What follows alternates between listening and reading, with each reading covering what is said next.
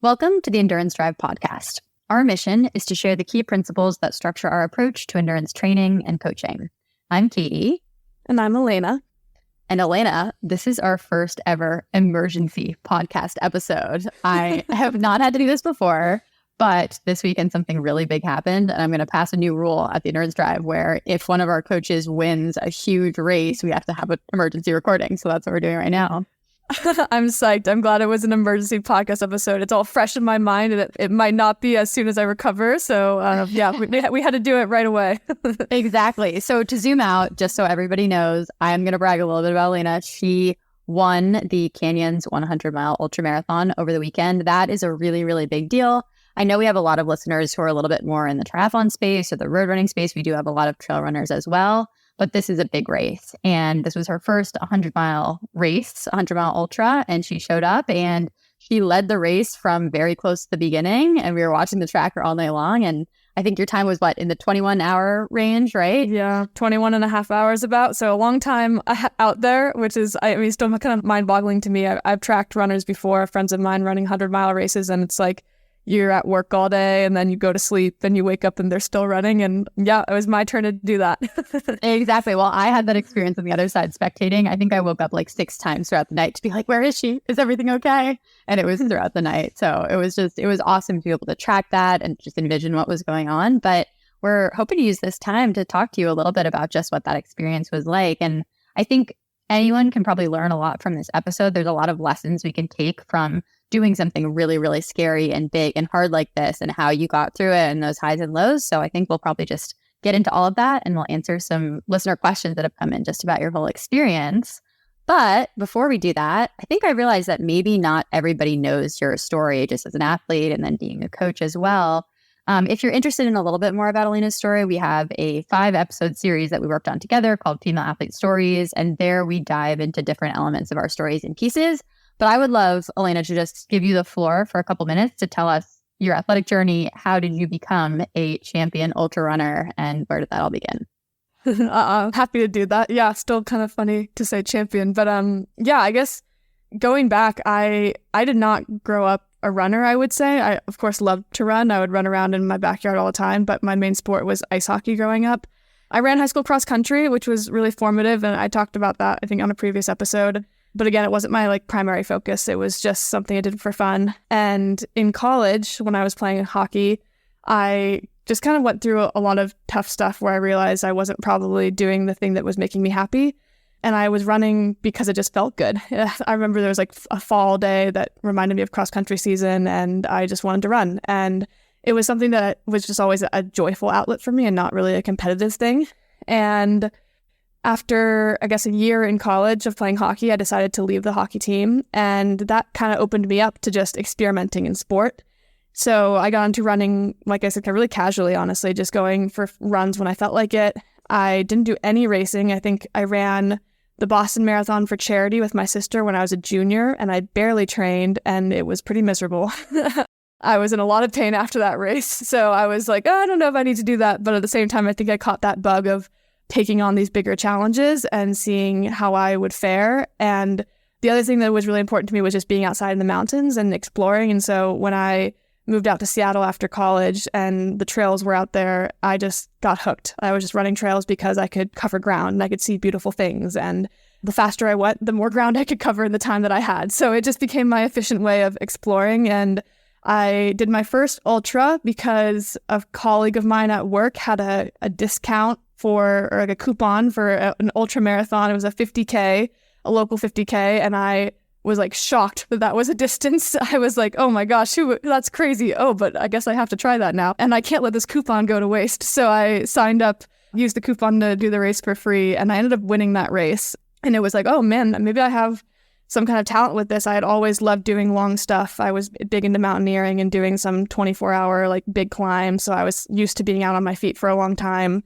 I loved, like I said, just exploring and getting to know the community a little bit through it, finding new trails. And then I think around that time, after that, maybe the first couple races I did, I was like, okay, I think I might have a talent at this. I really love it. I want to see how good I can be. And that's when I decided to commit myself to it. I got a coach and started working. That was probably in 2019 2020 is when I got a coach. So 2019, I did my first couple of races. 2020, I got a coach. And then 2020 was also the year the world shut down. So I didn't race at all. And I just did some fun adventures outside. I remember I did like a fastest known time around Mount St. Helens. That was one of the adventures. It was just, again, just exploring.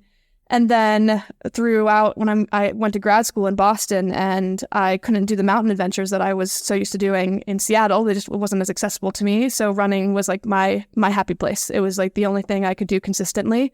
So I kept like putting races on the calendar, kept competing, kept training. And I feel like it was only in the last year or so that all that, like maybe, I guess, 4 years of consistent training has started to feel like it's paying off. And the experience of racing, in addition to that kind of physical training, just coming together in this way that allows me to perform at these ultras in a way that I wanted to when I first got into it in 2019, but didn't know if I actually could. And that was the whole journey, was just like, what is my potential? How can I get there? How can I enjoy the journey along the way? I think that's a big part of it. I'm doing it mainly because I enjoy the journey, and the competition is just the added aspect of testing myself. That's kind of a fun challenge, but not the end all be all. And that's where I'm at now. Yeah. I love that. And I love that whenever we do this, I learn like 10 new things about you. I don't actually know all of this, so it's great for me to hear. And I'm sure it answers a lot of our listeners' questions. It sounds, when you talk about it this way, that there's really been this pretty linear progression of just like creating more and racing more. But I've heard a little bit about, like, even last year, there were a lot of ups and downs for you in prep. So can you tell us a little bit about that? I think you've told me about having a DNF experience last year and just having a tough year. And then this year, really everything kind of turning around. So walk us through what that looked like. Yeah, totally. I mean, just echoing that, it's such a roller coaster. I would emphasize that to anyone in training, that when you commit to something like an endurance training, I think it takes years of consistency to really develop your potential. And along those years, you'll have roller coaster rides of highs and lows. And I would say I had some pretty quick early success in local races, like I mentioned, out in Seattle. And I did a few where I'd gotten some more competitive races and was doing well. I always felt like I was not an elite, but I was right on the cusp. I was like right behind the elites. And I was like, what would it take to get there? And then this past year, I was in grad school. It was really busy. I was in Boston, so I was running mostly road. I was mostly on the river. And of course, trail racing is just kind of a different beast with just the hills and the technicality and climbs, descents, etc. So that was part of it. And then I think another part of it was that I just didn't have some of that like bodily experience. I ended up having low iron, but I didn't know what that was. And I probably had that for maybe 6 months. And I was like, oh, I just feel tired. I can't really seem to turn this corner, and my training just doesn't feel normal. But then when it goes on for so long, you kind of normalize it to yourself too. You're like, oh, this is just how I am. Like, it's hard to remember even what it felt like when it was not like that. So I went through that. I actually raced a week after moving to Utah while I was low iron, and that was my DNF because I wanted to just have the experience. I didn't think it would go very well because I just didn't feel good, but it really didn't go well. And I think having that DNF experience just allowed me to see that was okay, that it was like okay to listen to my body. It was okay to not finish a race. I didn't have to like push it just for the sake of pushing it. And it also taught me like how important it is to listen to my body and to understand, in this case, my iron levels. And I took time to recover from that. I just got a lot better in training, I think, at like listening to my body in general, not even around iron, but like having a hard day and knowing when to push and knowing when to back off. And then through the fall, I was just super busy and I didn't really do any big races as a result. And that was okay with me. I was like, this is just not my time. I'm still building back. And then went for it, I guess this year was when I lined up 2 bigger races just to test myself, and they've both gone really well. And I wasn't fully expecting that. But I do think it is the patience and the experience and the, I guess, consistency of training paying off now, of knowing how to treat my body, knowing how to fuel these races, knowing the strategy for how to approach it, and of course having the mileage on my legs to just be able to hang in there for that long. Yeah, absolutely. I have to ask, like, thinking of yourself maybe last summer or during that time with the DNF, do you think you could have even imagined what the season would look like at that time when you were like, I feel terrible? Or is it just kind of like... It's a hard question, because I think to be an elite athlete and to be training the way that we do, you have to have the belief that you'll get there. I think that's such an important part, is just like knowing that whatever you're going through will pass and will get better. And that's why we're in this journey, is because we believe in ourselves in some capacity to, it doesn't have to be result oriented, of course, but like I believed in myself to keep improving and to get better. So I did think that I could put together a few races like I have recently, but at the same time, in the moment, of course, you're in a low and then you're like, wow, maybe I just am wasting all my time training in the sport and I'm never going to get there. And so it's the constant balancing act of reminding yourself of that belief and practicing that belief and getting through those hard times when in the moment you're having these short-term thoughts of, wow, I might not ever get there. What am I doing? 100%. And then let's actually take this into this season. So I kind of think about maybe your 100 mile and the Black Canyon 60K, which we'll talk about as maybe the same season. But what does your prep look like this year? And for those that don't know, Elena also won the Black Canyon 60K in February, I believe. Is that right? Mm-hmm. Yep. And so have you sort of just built into that race and then into the 100? How does that look like?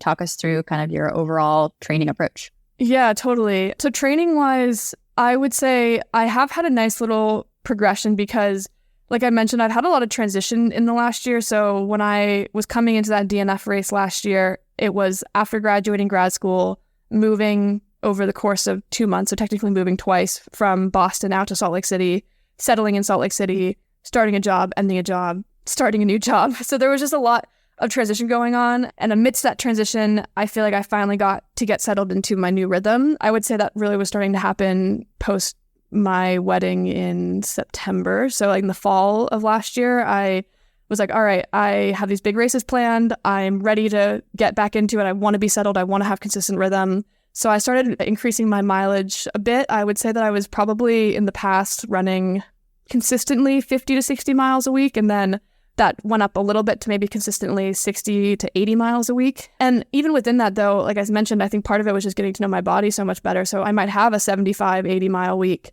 and be skiing. I was skiing a lot this winter too and having fun just being in the mountains in Utah. And I might have a big week and then realize, oh my gosh, I'm exhausted. I'm also getting mentally burnt on just grinding, running. I think I need to take an easy week. And I would pivot a little bit and take an easy week. And there was also weeks where I might push harder because I felt really good. But it was generally in that, like, I would say 60 to 70 to 80 miles. And then going to Black Canyon, I was originally planning on that being a 100K race. I backed down to the 60K because I was actually really sick in January from the stomach illness that I got when I was traveling in India. And so that race in itself was just like a big confidence booster because I was really just like, I just need to have a big race. I wanted to go out there. I haven't raced in a while. I haven't felt confident. Let me go out, put everything together, practice what I have been testing with my fueling, my running, etc., see how it feels. And that race just showed me like, wow, okay, I think I have all the pieces. Even though I was doubting myself for so long, I think I have all the pieces. So let me just keep that rhythm going through canyons, practice the positivity, practice the belief, practice the fueling, the training, etc., and then see what happens in this new unknown, which is the 100-mile distance that I just did. Absolutely. And then in that, do you generally prioritize like trails as much as you can? In Salt Lake City, it's probably pretty snowy or muddy on the trails a lot of the time if you're training in the winter. So how do you split road running versus try to get vert targets or trails and stuff? Yeah, that's a good question too, because in Boston, I got so accustomed to just running road and then trail was like a bonus if I could ever get out there. Salt Lake, the trails are so great and I live really close to the trails. So I do try to get on trail pretty often. I will say that I do mix in road quite frequently as well, mainly for speed workouts. So I work with a coach still who will help me like figure out mileage targets and also will write speed workouts for me. And speed workouts I probably do 1 to 2 times a week. So basically what I'll do is I'll probably do speed workouts mostly on road. There's a couple times where I might do it on trail, and then I'll hit trail for either long runs or easy runs, and just it's getting the vert, the muscular stimulus, the downhill, etc. And that's also joyful for me. Like I just love doing the trails and it makes me so happy and the views are so good. And I think if I'm just running road, it's easier for me to mentally burn out. So I would say I'm about half road, half trail.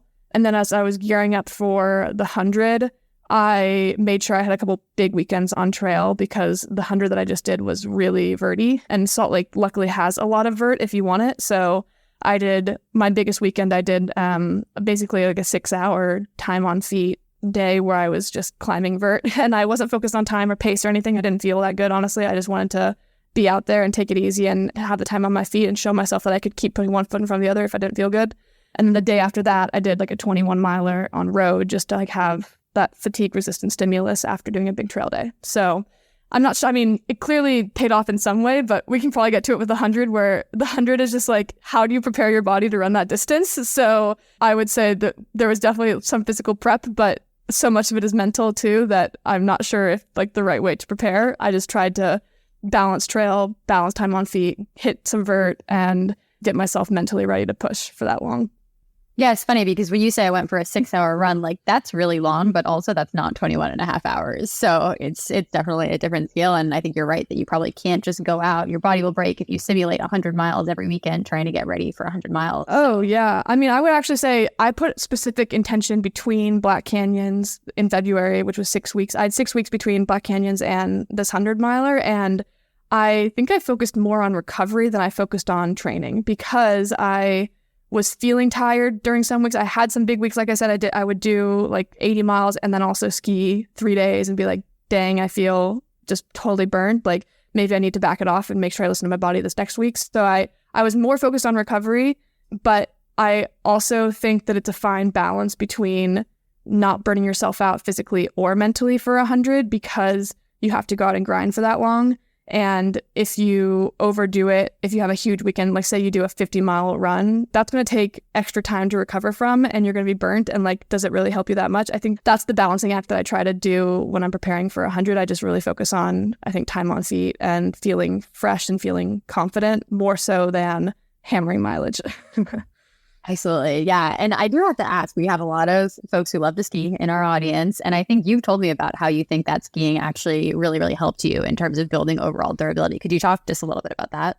Yeah. I mean, I don't know. This might be a controversial take because some people will say that skiing definitely doesn't help running. I found from the trail perspective, I think it does because it's just another form of time on feet. But I also would say that I wasn't like subbing it out for running. I was typically doing maybe a little bit less running, but still running on that day and skiing. And I think that those two stimuli together were like extra fatigue resistance for me. And also skiing is such power stimulus for downhill.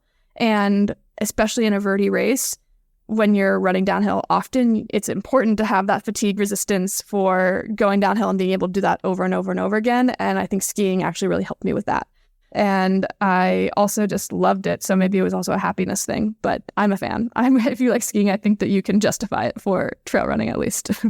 I love that. Yeah. And I think also like you do such a good job of making sure that you do everything you can to keep the joy in what you're doing. So, I have a question on this list here that I was going to ask you, which is, do you ever run on a treadmill? But I'm guessing the answer is probably no. Oh, it's okay. I will say I run on the treadmill only a couple times. I really hate it. The times that I run on the treadmill was actually after skiing all day with my family. And I was at the ski resort because my family was staying there. And I was like, okay, now I need to get the running stimulus. So I'm just going to do 6 miles on the treadmill really easy after this day that I skied really hard. But that was okay because I had already got the skiing and I knew that I was just trying to do it from a training perspective. But no, I really hate treadmills. The only other time I use treadmills is I do sometimes do the uphill treadmill doubles of like I will have a run in the morning or even a ski in the morning. And then I, in the evening, might do like 15, 20 minutes of just like easy uphill running on the treadmill. And to me, that's not as bad because it's short. And then I go to the sauna at the gym afterwards. So it's like a little reward. We do it for the sauna for sure. I love that. Okay, so I do want to talk about this specific race. But before we do that, we actually have a lot of listener questions just about the 100-mile distance in general, as well as the UTMB race circuit, because we have a lot of people who are coming from maybe triathlon space or road, as I said. So how does this whole thing work? We can kind of approach that question however we want. I think people are curious about like aid stations and your crew and pacers and how do you pace it and all that stuff. Totally. I mean, such fair questions because I will say also the UTMB circuit can be super confusing even for someone who's on the inside. As a trail runner, they change the rules all the time. But I'll give that overview first and then I'll kind of go into the 100-miler. But basically, the UTMB circuit, UTMB is this organization. They have this major race, Ultra Trail du Mont Blanc, which is where UTMB comes from. It starts in Chamonix, France, and it circumnavigates Mont Blanc, traveling through Italy and Switzerland and, of course, France, which is it's an amazing race. It's 106 miles, 33,000 feet of gain. It's just a crazy, crazy distance. And that race, I would say, is kind of like the Tour de France of trail running. Like Europeans just love trail running in a way that I don't think America has caught on to yet. And the energy in Chamonix is just absurd. There are spectators all over the course. It's just a very, very cool event. And they've, as an organization, have expanded and they have these other races in different places. And this one that I did, Canyons, was the Americas major. So it means that if you get in the top 10 at these races, then you qualify for the finals, which is the UTMB race in France. So that's how the circuit works. Within the 100-mile distance, how that kind of, distance works from a running perspective. There are aid stations every, I think on average, probably 6 to 7 miles. It totally varies though.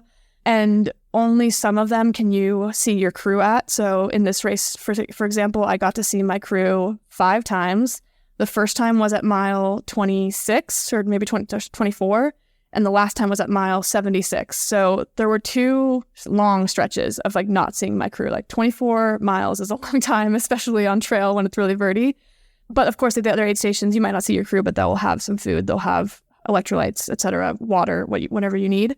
So the goal is that you're trying to move obviously as quickly as you can. You're not stopping. You're going straight through. You're not sleeping or anything. But of course, you have to stop and take care of your body. So you're trying to figure out the right strategy for yourself to move most efficiently over the distance. For some people, that might mean sitting down and eating a hot meal at a couple points. For me, I was more on the trying to just fuel really consistently all the way through. So I never had to stop for all that long. But yeah, people do all sorts of things. People might change out their shoes, their socks, their clothes, eat different kinds of things. Yeah, it's really just covering the distance as fast as you can with the support that you have. And talk to us about that crew thing, because you have to select your crew. Does it have to be a certain number of people or 1 person or 10 people? How does that work? And what are the crew's responsibilities? Yeah. So anyone that you want to be on your crew can be on your crew. I will say, so Will, my husband, has always been my crew.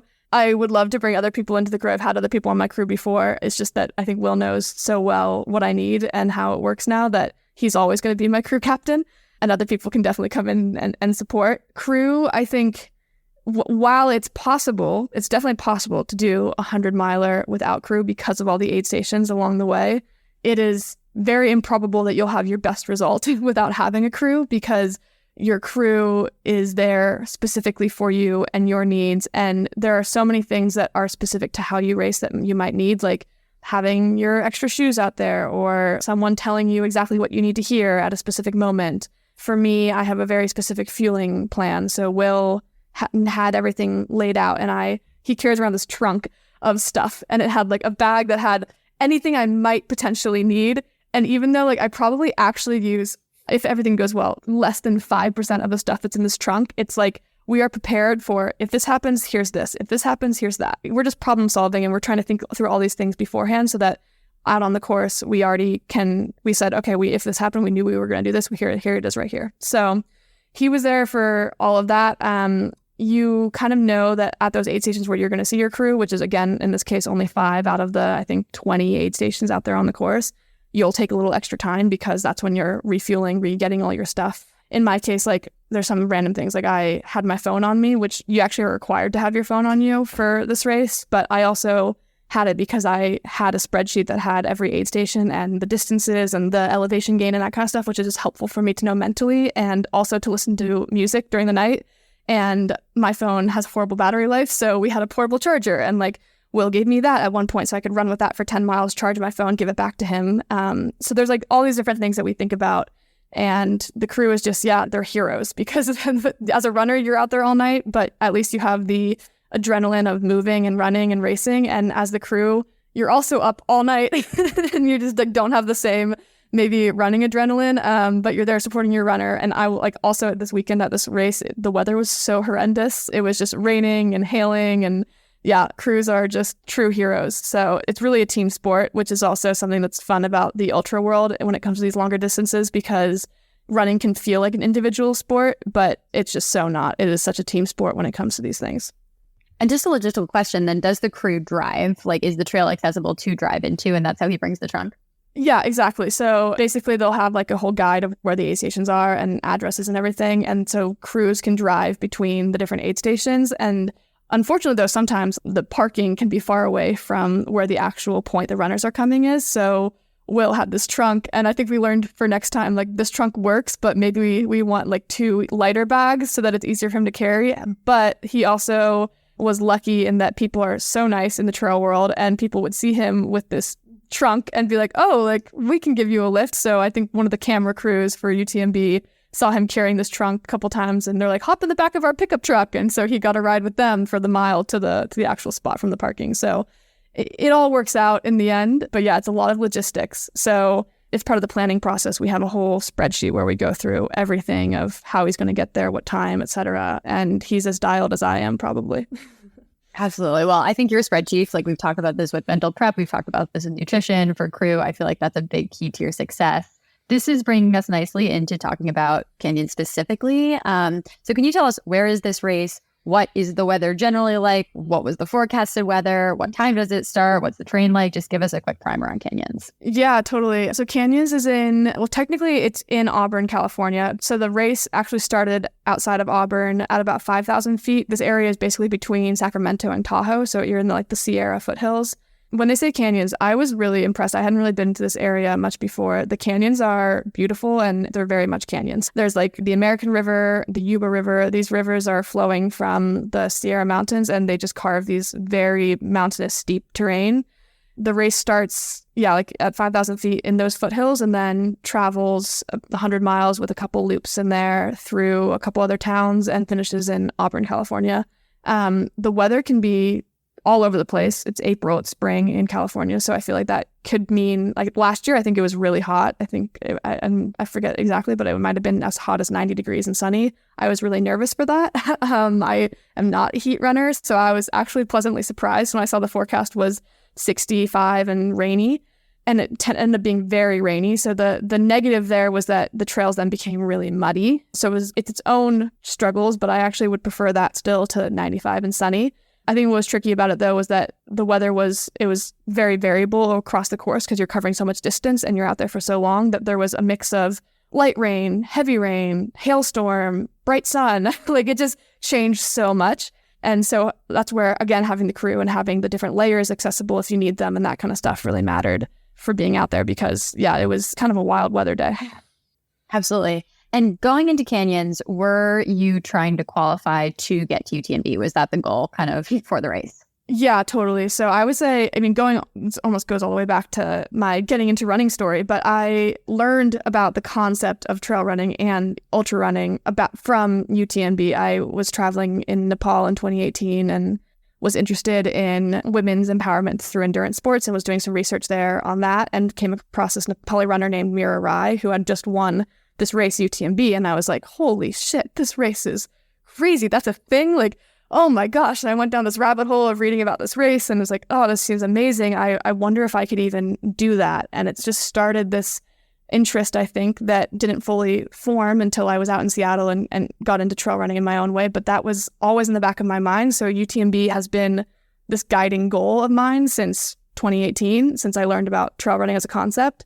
And my entry into Canyons was my shot at saying, all right, I think I'm ready to try to qualify for this race. So yeah, that was always the goal. I don't think I would have chosen specifically to do this race had it not been a UTMB qualifier. Yeah. And in order to get to UTMB, do you have to finish in a certain percentage? Do you have to win the race? What do you need to do? Yeah, good question, because UTMB also changes this pretty often. So there's a couple of different ways. The main way is, you at this race, you get top 10 and you'll qualify for UTMB. So that was the main thing that I was shooting for was top 10. The other way you can get there is that UTMB has this index system where they rank runners based on the races that you finished and the times that you finished them in. And if you get a certain caliber of a UTMB index, then that also qualifies you based on your index. So yeah, either way, that was the goal, was to run well to get the index or to be top 10. Yeah, barely scrape by on that one, Elena. Yeah, I know, yeah. So let's talk about this race. I think we can take this whatever direction you want to, but just kind of arriving there, what your headspace was like, how you got ready for it, and then kind of just through the whole day, that 21-hour day. Maybe we can condense it into less than 21 hours. Yeah, I think we can. So getting to the race, I honestly always laugh at the journey to a race because I think it's tempting to be so locked in and focused and I'm having this race and everything. But in reality, I feel like I'm always kind of just scrambling a bit and living my life and then showing up at the race and being like, all right, time to do it. And that doesn't mean that the preparation obviously is there. I've done the spreadsheets, I packed all this stuff, but it just can feel a lot more chaotic than a very organized system. Will and I drove out there from Salt Lake. So we spent the night 2 nights before the race in a casino in Reno. It's a hack we learned, is that you can pay not much to stay in a casino. And it was a nice hotel. So we did that. which is pretty funny. And this is kind of a funny aside, but I think the combination of race nerves for me, which is like, I might mentally think I'm okay, but I start feeling like really nauseous and I can't eat anything, and that's my nerves. And I also was the week before my period, so my like boobs were really sore. I was like feeling kind of weird. My running didn't feel that good the week before, so I was like, oh my gosh, like, am I pregnant? Like, I was kind of panicking a little bit, truly out of nerves. Like, it was more comical than anything, but Will was like, I'm not letting you Google your symptoms. This is ridiculous. So by the time we actually got to California, I was just ready to race because the lead up was just like killing me from the nerves and just like oh my gosh, I'm sick of wondering if I'm prepared or not. I just need to like go out there and do it. So we got there, we start the race at 9 a.m. Pacific time on Friday. So I had all my stuff prepared, and the night before I listed out everything I wanted to do in the morning. We had to take a shuttle. So I had some nice conversations with some other runners on the shuttle on the way there, which calmed my nerves. And then getting out on the course, it was cold. It was like rainy. It was maybe 35 degrees, 40 degrees. So I was kind of wishing that I had some gloves, but I was kind of thinking, oh, it's just California. I don't think I'll need gloves, but that probably would have been nice. So yeah, I think starting the race, I was just trying to remember that I was there to have fun, to see what I could do, like just mentally stay really calm and present. And then I was talking with some of my friends who were out there, and I met this other woman, Jackie, who ended up getting second place, and she was awesome. Like, I was so grateful to have met her at the starting line because we were chatting at the start, and then we ended up running the whole first 10 miles together and chatting most of the way. And it made the first 10 miles just feel like it went by so quickly. And that just, yeah, like I said, really helped calm my nerves, make me feel like, okay, she's pacing. I have a sense of how I'm running right now. Like, I feel pretty good. And then around the 10-mile mark is when you had the first uphill climb. And I think going into the race, one of my strategy points was I never wanted my heart rate to be above like 155-ish. Unless I was climbing uphill, I was okay with it being around 160, but I didn't want to get much into the tempo zone. And so I pushed the uphill a little bit, but not a lot. I think I was trying to feel what the right balance was for like power hiking versus light running, etc. I think I found that actually pretty well early on. I was experimenting a bit, but felt like I was keeping pace pretty well. And that's where I started to separate just a little bit, was on the first few climbs. I wouldn't say I even separated by that much, but just a little bit over the women's field. And then there were a couple turnarounds where I could see where everyone was. And I feel like we were all pretty tight. And then I think it was the third climb where I passed the woman who was, I think, in the lead. And I assumed that she would kind of be right there the whole time. But I don't think I ended up seeing another woman for the rest of the race after that. So I think it was probably a pretty like social-ish, like running with people, understanding where people were for the first 30 miles. And then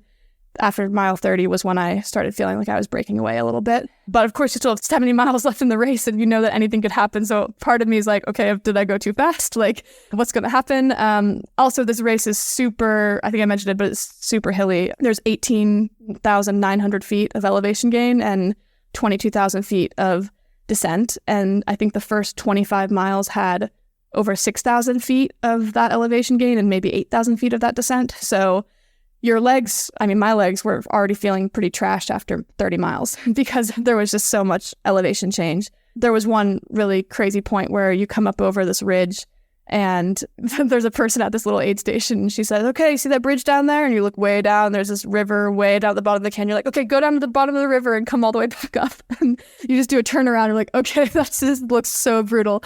But I think I also kind of was in a good headspace and enjoying the climbs because I felt like that was where I had a bit of a competitive advantage. I felt strong on the climbs. I wanted to ride that. So that's where I think, like I said, I separated. And then from there, it was just staying consistent. So there were definitely some lows. I think my first low was probably after that 30-mile point when I was like, oh my gosh, my legs are already starting to hurt a bit and I have 70 miles left. How is that going to happen? At that point, I had been listening to this book for like the week leading up to it, and it had been such a sad book, and I had 2 chapters left, and I knew that it was going to be a happy ending. So I put in the earbud and I listened to the last 2 chapters of the book, and it was a happy ending. And that really got me through miles 30 to 38 because I was just like starting to feel a little bit weird. And I was like, okay, I need to make sure that I just stay consistent. And then at mile, I think 62 was when the night was really setting in. I think that was when I saw my crew. I saw Will at 62 and it was around 9:30. So by that point I had been running it in the night for about an hour and I was feeling it. And so that was where I think it started to get pretty real, where I was like, okay, I don't know how much worse this will get, but I know that I can keep running right now. It basically was like, I will keep running as long as I can keep running, and we're going to see what happens. And what ended up happening was I think I could sustain that level of slow, painful running for a long, long time, but it never got too much worse. And then at mile 93, the sun started to rise, and it was the second to last aid station, and I got a burst of energy and was like, okay, I'm going to finish this race. I know I can do it. But so much, I mean, I know I just glossed over so many miles. So much of it's a blur, because it's just like trying to stay in the moment and trying not to think about how many miles you have to go and ticking off 1 mile at a time. And that just meant there was a lot of miles where I was just grinding in the dark, semi in pain, kind of slowly, but still trying to move forward and getting to the point where I knew I would finish, which I think, like I said, was mile 93. But until that point, I was like, I know I can do it. I will keep moving as long as I can keep moving. And that was basically what I kept telling myself, was just like, keep running one step after another. Yeah.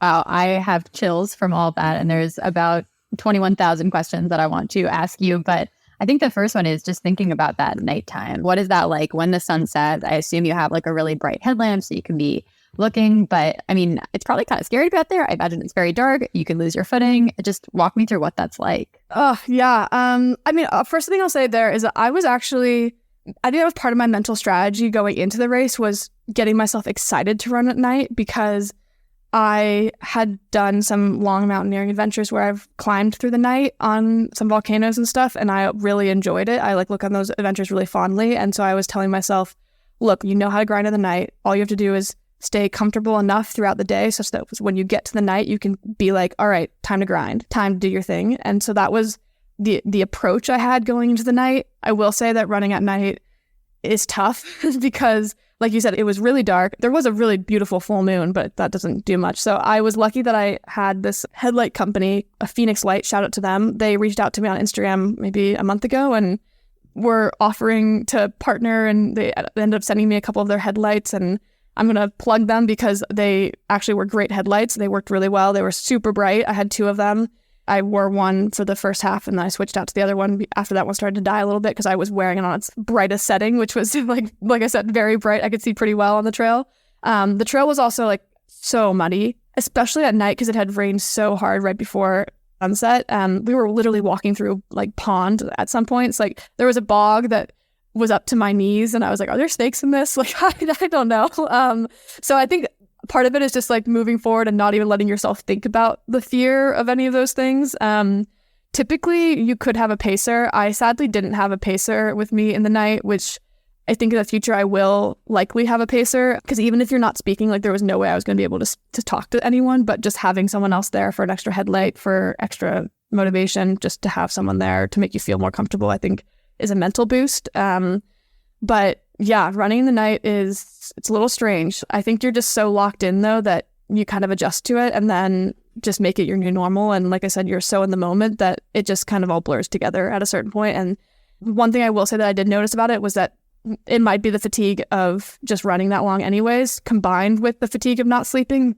I never felt like I was sleepy, but I did feel like having the mental fortitude got trickier at miles 80 to 90, which was dead of the night for me. It was probably like 3 to 5 a.m.-ish. And that was where I was like having these moments where I would slip in the mud, yell out like, fuck or something, and just like try to regroup myself and say, okay, you can walk 10 steps and then start running again. But like having to catch myself from spiraling before it got much worse. And that was, I felt myself starting to have those spirals more frequently during that time period than at any other point in the race. So that was the hardest part, was just like making sure I could keep myself positive in those dead hours. And then that first light, like even just seeing a bit of a crest of light brought so much energy. Sunrise was pretty magical for that, because I did feel like I got a new burst of energy after that. And speaking actually to that, being able to like dig yourself out of it when you're really, really having a tough time, what kind of strategies do you use there? Do you have a mantra? Do you have like something that you are recalling? How does that all work out? Yeah, I have a few things I would say before. So goes back to like the mental work that I do before a race, but I basically have this mental plan where I write down like, if I'm tired, think this. If I'm discouraged, think this. If I'm scared, think this. When I'm in pain, think this. When I'm lonely, think this. When I'm bored, think this. It's like thinking through like, what are the emotions I might feel out there and how will I get myself back on track? So I think the most common one out there was like, I would feel like I was just like, dead, like so tired. And there's like no way I could keep running for the rest of the distance. I'd be like, okay, just as long as you can keep running. Then you could, if you get to mile 80, you could walk the rest of the way, for example. And I'm just telling myself that. But then of course, when you get to mile 80, you're like, well, if I can run to mile 83, I can walk the rest of the way. So it was like very much just like giving yourself little carrots of getting just the next little distance, breaking it down into very small bits, never ever letting yourself think of the distance as a big chunk, only thinking in terms of the next aid station, or even for me, like the next 3 miles. It's a little cheesy because Will is like my main crew support, but I'm seriously thinking about how much I have until I get to see Will so often, but I break that down into like 3 mile chunks. Like I have 4 sets of 3 miles till I get to see Will. And then I like will break that down into like, okay, I'm on the 3 mile chunk and go from there.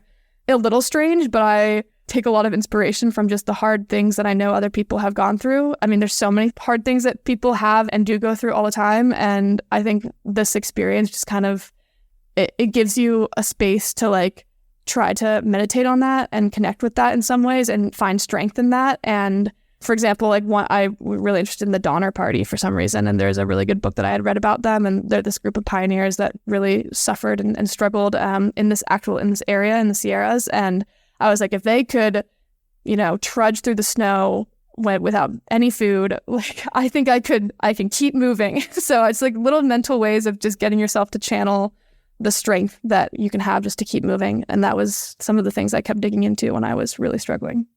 And I want to call that out as something really anyone at any distance can do, whether you're racing a half marathon, you're doing an Ironman, you're doing an ultra, like being able to chunk it out and then recall the hard things that you and others have done. I think that's so powerful. So thank you for sharing that. Another thing I wanted to dig into here that I don't think we've even really talked about yet is your nutrition strategy, which, as we know, is a key to success here. And I remember being really impressed with how you talked about just absolutely nailing it for Black Canyon. You were getting in 140, 150 grams of carbs per hour, mostly with gels. Did that work here? And what were you doing for nutrition? I was really nervous about my nutrition plan going into this because I have never run 100 before, and I was planning on doing it with my gel strategy, which is the same thing I've always done, which is have either precision hydration or a spring energy gel every 20 minutes. And I think that might be one of my competitive advantages, is that my stomach can somehow handle that amount of gels for that amount of time, because it did work. I think I had somewhere around 60 gels over the course of this race, which is a ton. I was having them every 20 minutes. The only time I did not have a gel in a 20-minute increment was if I was at an aid station and ate some real food. And I purposely was leaving it open to eating real food too. I wanted to be relatively quick about it, but I was also like, I know that I'm going to want some real food and I think it'll be good for me.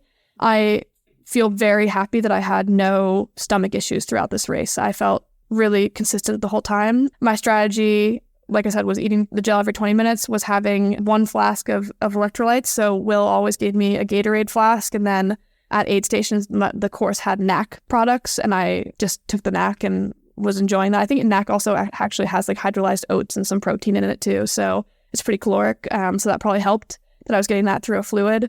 And then in the night at some of the aid stations later in the race, they had pancakes and quesadillas and mashed potatoes. So I wouldn't have a ton, but I think at the aid stations where I saw Will I think I've probably spent like 1 to 2 minutes at aid stations without Will. And then when I saw Will, and also probably for the first couple times I saw Will, probably like 2 to 3 minutes. And then the last 2 times in the middle of the night, I was probably there for around 5-ish minutes. And I would just like wolf down a couple quesadilla bites and a couple of these pancakes. There was one time where I was pretty miserable in the middle of the night at an aid station, and they made me a cup of mashed potatoes with cheddar cheese, and I walked for like 100 yards just eating this cup of mashed potatoes. And then there was a porta potty, so I like put it next to the porta potty to make sure that it would be properly disposed of, because I felt so bad about having this cup of mashed potatoes that I couldn't finish, and then kept running after that. But I was trying to get some real food. But yeah, I think having the consistent gels was a game changer for me, because it meant that my body always had fuel, and that was super important. The hundreds are just,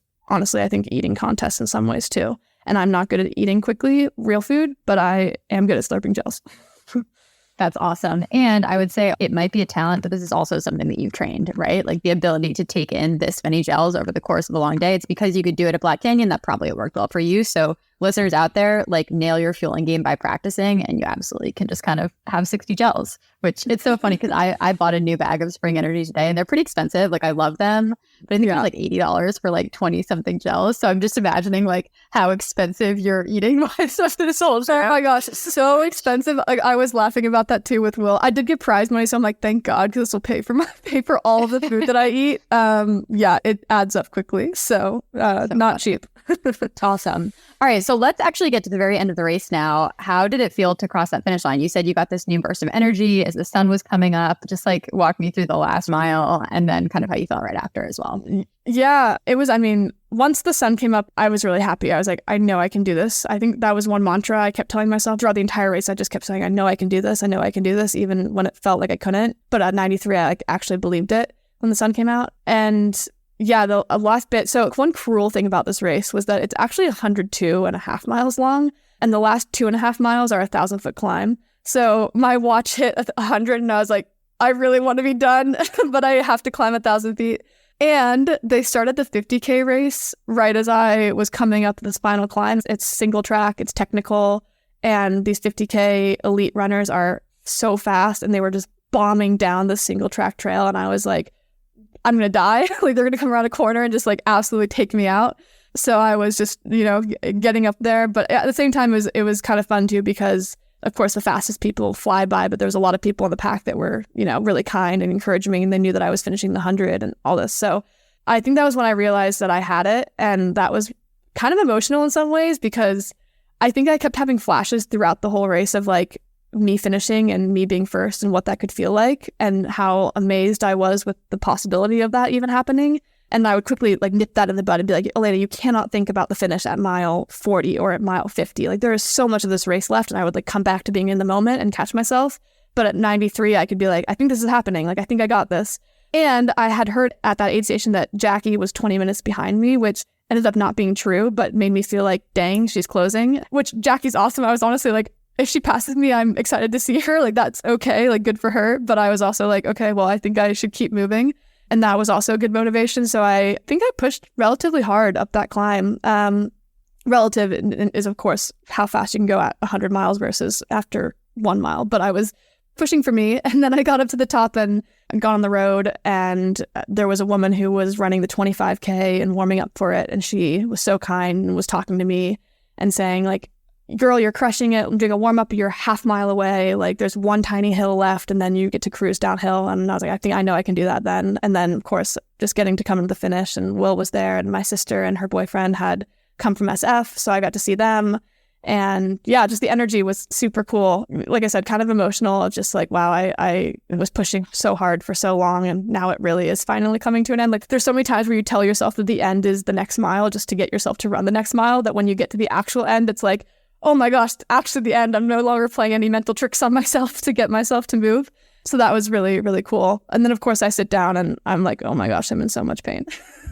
So yeah, I'm sure you blocked that out like temporarily just as you're crossing the finish line, and then it all comes through. But yeah. Elena, seriously, congratulations. I am so excited for you, but I'm also not actually that surprised. I think the amount of dedication you've had to your training, and also the balance that you brought to it, and just the mindset that you have, like you leave no stone unturned with getting ready for this stuff. So I wasn't surprised, but I'm so happy for you. And it was really cool to track from the East Coast. I was up all night, all of that. Oh, thanks. So I guess a final question on the race itself before we just move into some broader takeaways is like, how do you recover? I mean, you're only 2 days out right now. I'm sure you're still very sore. You were mentioning to me before that it was hard to sleep. Just tell me what the rest of the day was like. Oh, yeah. Well, first off, yeah, thank you so much. I'm also trying to sit in the appreciation and joy of just finishing the race and having the accomplishment. I think, though, in the immediate aftermath, I was just like, that was really cool, but oh my gosh, I'm in so much pain. And I think the adrenaline of the race and forcing myself to keep running, the motion became repetitive, so my body could like numb out a lot of the pain. And I was able to kind of block it out. But as soon as I finished and the adrenaline wore off, it became pretty real that like, yep, I was ignoring a lot of pain for a long period of time. And my legs were just so achy, kind of like a splitting kind of ache that just like wouldn't go away. And I had some pretty hilariously bad chafing. So that also was a little bit tricky to navigate.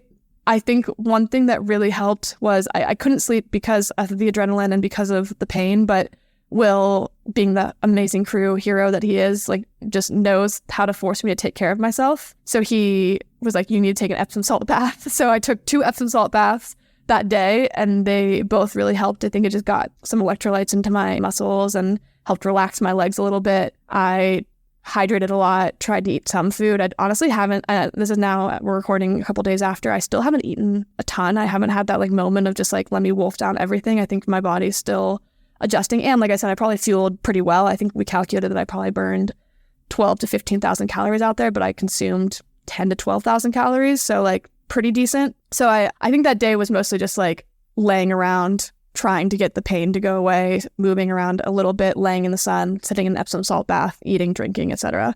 One night of sleep was helpful. I woke up, I still am waking up twice in the middle of the night, each night, just to have a small snack. Like I feel like my body is like, hasn't really adjusted to like having an 8-hour period of sleep yet. It'll probably get back there, but not quite. So yeah, just after one night of sleep, I could definitely move a little bit better. One thing that's kind of disconcerting after an ultra, but it's really normal and common, is that your feet swell up a ton. So my feet are definitely pretty large. My toenails are probably all going to be dead. I just painted them today because I didn't want to look at how nasty they are. So there's little things here and there, but I will say overall, I'm pleasantly surprised with how my body is faring right now. I think it actually fared maybe even worse after my first 100K. So that might just be a testament to like the mileage I have put under my body to have it be recovering in this way. But it's by no means smooth. I'm no longer in the same amount of pain. My muscles are still sore, but they're not aching on their own. It's just that like my sleep is not normal. My eating is not normal. My brain fog is definitely there. Katie and I were talking a little bit offline about this, but my emotions can be kind of weird after races like this. I find that the energy it takes to stay positive for that long sucks out so much mental energy that I end up feeling a little bit more depressed after running, like just tired and really like emotional, like hard to just feel that upbeat. That's also pretty normal. So I'm kind of dealing with that a little bit too, but it's all part of the recovery. If you had asked me like after the race, I would have said that I don't need to run UTMB because I never want to do that again. But after 24 hours, I was like, yep, I can do it. I'm excited to do it again. So, and this actually brings me to my last question, or my last set of questions on kind of what's next for you. So I think you have this qualification now for UTMB, although correct me if I'm wrong, it's not for 2024, it's for next year, 2025. Is that right?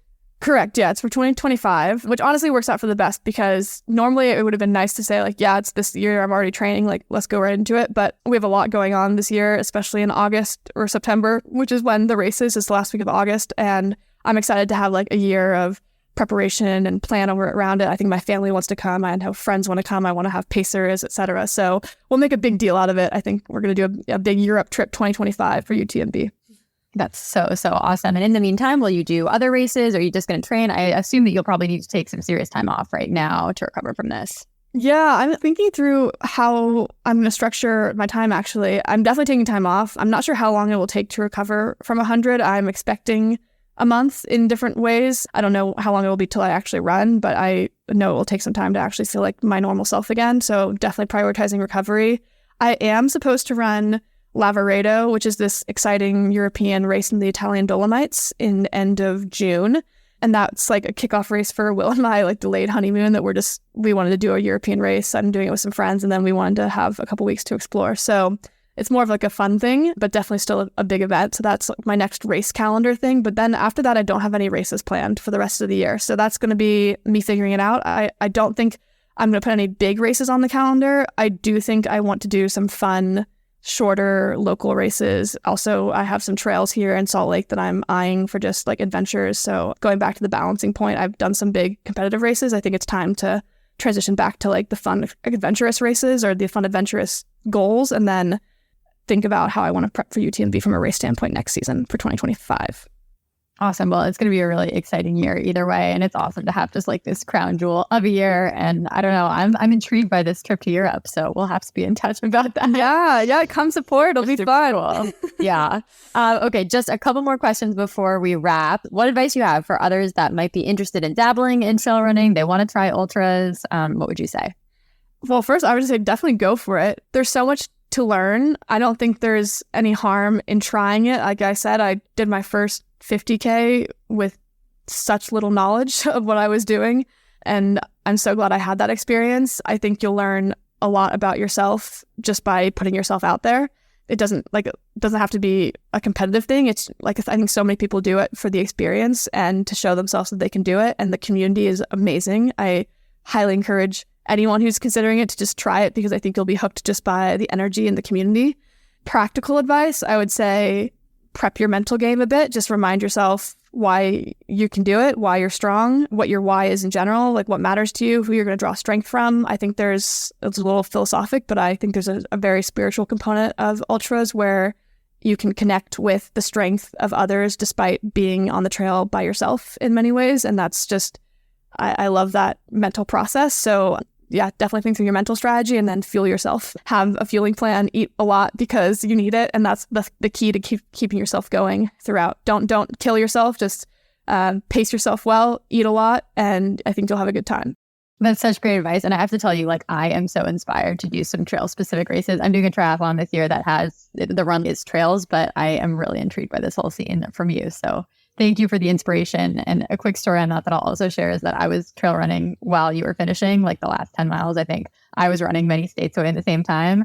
And I pulled out my phone to check the tracker and had my first major wipeout of the trail season because I was checking it while you were finishing. And I was like laying on the ground and my arm was all bloody. And I was like, this is totally worth it. Like, this is so worth it. There you go. You already have the mental attitude. You have some kind of setback and you just use that as your fuel for moving forward. So yeah. Exactly. My last question on this is, are you taking clients for coaching, for trail running, for road running? You are an amazing athlete and amazing coach. So can people reach out to you if they want the Elena magic? Definitely. I love working with all runners for sure. So I'm happy to help runners of any kind. I mean, I've done the road marathon, so I love helping people with the road marathon stuff as well. And of course, trail is its own beast with the gear and the fueling and the ultra approach and everything. So yeah, I'm happy to help.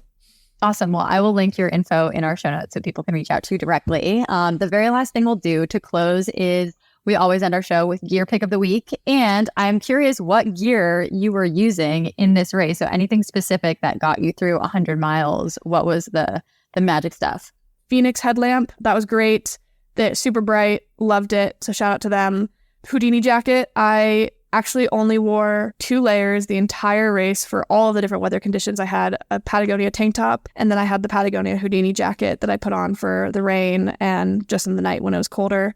Solomon Ultra Vest, also great. My gels I use, Spring Energy gels and Precision Hydration. I think you get more bang for your buck with Precision Hydration. I just also like mixing in 2 different types because you're out there for so long. So I just wanted 2 different kinds. And then I have Saucony trail shoes that I purposely chose to wear my trail shoes that have already like 400 miles on them, which was a questionable decision because I bought new trail shoes for this race and I had broken them in, but I just really liked my old trail shoes and I ended up just wearing them the entire time. So I'm a big fan of the Saucony trail shoes. They are really great and they just fit my feet really well. So I recommend that. And then I had the Coros heart rate armband, which we talked about before on the show. And I will double recommend that again. That was so helpful. It didn't bother me at all. It was because on my chest, it would totally chafe me or something. On my arm, I forgot it was there. And my heart rate data was so key in how I was pacing the start of the race. So that was really helpful for me too.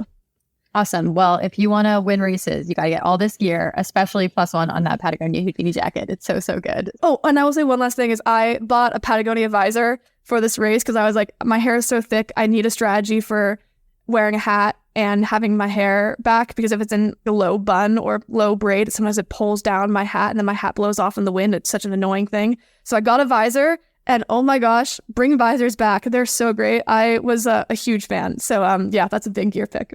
I am team visor. I've gotten a lot of shade for that, but I feel like we can create this new thing that brings visors back because they're so good. Team visor for sure. Yeah. Awesome. Well, thank you so much, Elena. I have learned a ton. I think our listeners will love this as well. And you should really just be so proud of yourself. We're so excited for you. And yeah, I can't wait to see what you have next in store. Thank you so much. Yeah, really happy to be able to recap with you. So I appreciate all the questions.